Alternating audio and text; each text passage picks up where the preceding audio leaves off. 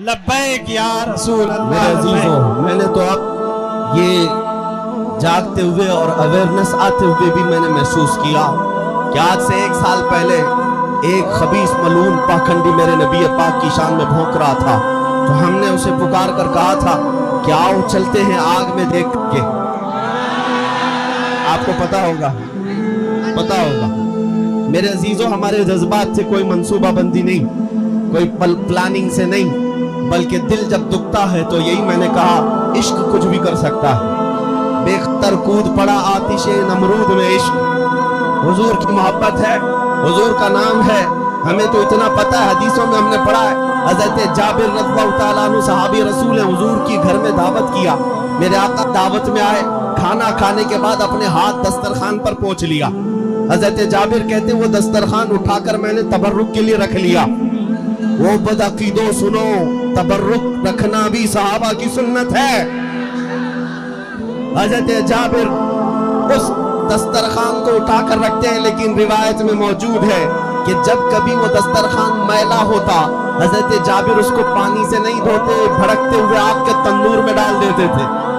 कपड़े का दस्तरखान आग में डालते, थोड़ी देर के बाद उसको आग से निकालते, पूरा मैल निकल जाता, एक रुआं भी नहीं जलता था। हदीस में मौजूद है।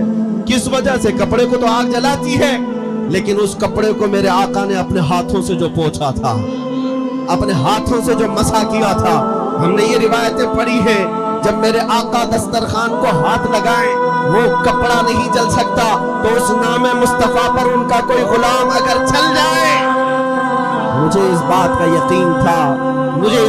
यकीन था कि अगर आग पर भी हुक्म चलता है तो मेरे मुस्तफा की हुक्मरानी है। रब्बे जुल जलाल का हुक्म है, मेरे मुस्तफा की रजा के बाद ही वो हमारे लिए कुछ गजन पहुंचा सकती है। अजीज़ान गिरामी वक़ार, मैंने जो बात कही वो ये थी कि 1 साल से हमने ये भी देखा है हमारे बच्चों को जागते हुए। 1 साल पहले हमने पुकार कर कहा था, लेकिन उसके बाद मैंने महसूस किया, महीना गुजरा, 2 महीना गुजरे, हर जगह से आवाज आने लगी, बच्चे जवान बेदार नजर आने लगे। एक वाकया मेरी आंखें भिगो देता है, मैं आपके सामने वो तहदीस नेमत के लिए अर्ज करता हूँ। एक बार एक नौजवान लड़का हमारे पास आया और कहने लगा कि हजरत, उसका होलिया देख कर के अजीब था, मुंबई का रहने वाला, हिप्पी कट है, फटी जीन्स पहना हुआ है, इधर बालियां हैं, कड़े भी है, और पूरी दाढ़ी में भी डिजाइन, टैटू भी लगे हुए हैं, जो एक अजीब सी कैफियत बना करके वो आया हमारे पास। कहा नशा भी करता था, दिन रात नशे में रहने वाला, और मुझसे कहता, मौलाना मैं तो मस्जिद में कम आया करता हूँ, मुझे पता नहीं, लेकिन मेरे ये हालात अपनी जगह पर, नशा भी होता है, मैं तौबा कर लूंगा, लेकिन मुझे अभी मेरे दोस्त ने आपकी एक वीडियो बताई जिसमें आप किसी मलऊन को, गुस्ताखे रसूल को ललकार कर कह रहे हैं कि आग में कूदने का वक्त आया है। मुझे पता नहीं होता क्या है, लेकिन मेरा दिल बेकरार था, मैं आपसे मिलना चाहता था, और आपसे मिलकर सिर्फ इतना कहना चाहता हूँ, मौलाना आप नहीं जाएंगे, मैं पहले जाऊंगा।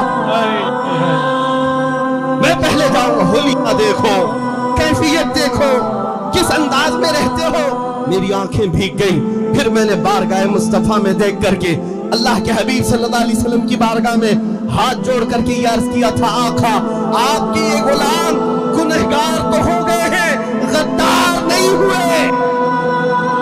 नारे तकबीर, नारे रिसालत, सुभान अल्लाह, सुभान अल्लाह। हुजूर के नाम पर ये नहीं कि सिर्फ नमाजी आगे बढ़ेंगे, सिर्फ हज करने वाले हाजी ही आगे बढ़ेंगे, ये नहीं है कि परहेजगार ही आएंगे।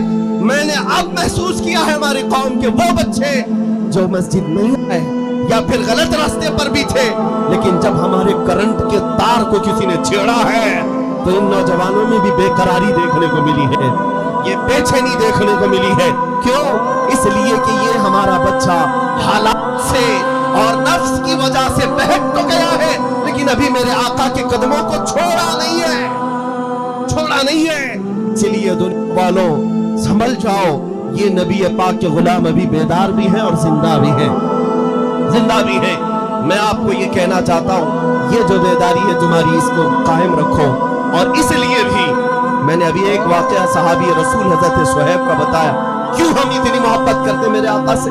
اس لیے کہ پوری اس بھری کائنات میں ہم نکموں اور غریبوں کو کسی کا خیال ہے؟ ہمارا اگر کوئی خیال کرتا ہے تو کوئی یہ ذات نہیں، وہ مدینے کے تاجدار کی ذات ہے۔ تمہیں پتا ہے میرے آقا نے فرمایا کہ اگر ایک کانٹا بھی تمہارے پاؤں میں چبھتا ہے، امتیوں سنو، اے جوان بچوں سنو، میرے آقا فرماتے ہیں تمہارے پاؤں میں کانٹا بھی چبھتا ہے، حضور فرماتے ہیں اس کا درد مجھے بھی ہوتا ہے۔ کون ہے یہ درد کا احساس کرنے والا؟ ہمارے بچے بلک بلک کر کے مر گئے، کہاں ہے وہ سارے بڑے لیڈر؟ ہماری مائیں، ہماری بہنیں آج بے آبرو ہوتی چلی گئی، کہاں ہے ہمارے وہ لیڈر جو ہاتھ رکھنے کو بھی تیار نہیں؟ آج ہماری ہمارے ان زخموں کو کوئی پوچھنے والا بھی نہیں۔ اس لیے اے نوجوانوں، میں تم سے بار بار یہ کہتا ہوں، یہاں آسرا اور سہارا کوئی نہیں ہے۔ جس کو تم مسیحا سمجھتے ہو یہ وہی ظالم ہے جو شہد دکھائے اور زہر پلائے، شہد دکھائے اور زہر پلائے۔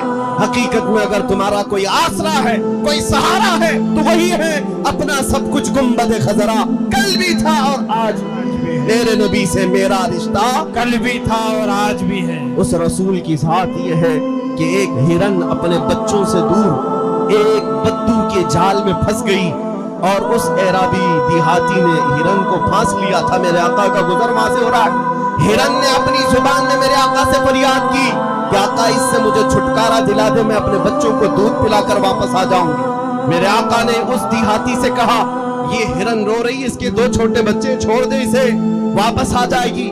اس نے کہا کیا پھنسا ہوا شکار واپس آ سکتا ہے چھوڑنے کے بعد؟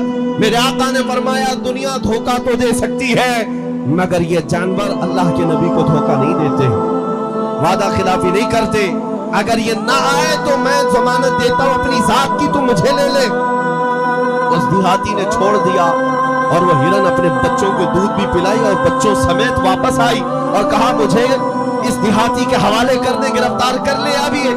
لیکن اس دیہاتی نے دیکھا اس فرمان برداری کو اور کہا اے محمد صلی اللہ علیہ وسلم، جانور جب آپ کی اتنی وفاداری کرتے ہیں تو میں انسان ہوں، میرے اوپر زیادہ حق ہے کہ آپ کی وفاداری کروں، آپ کی پیروی کروں، آپ کی فرمان برداری کروں۔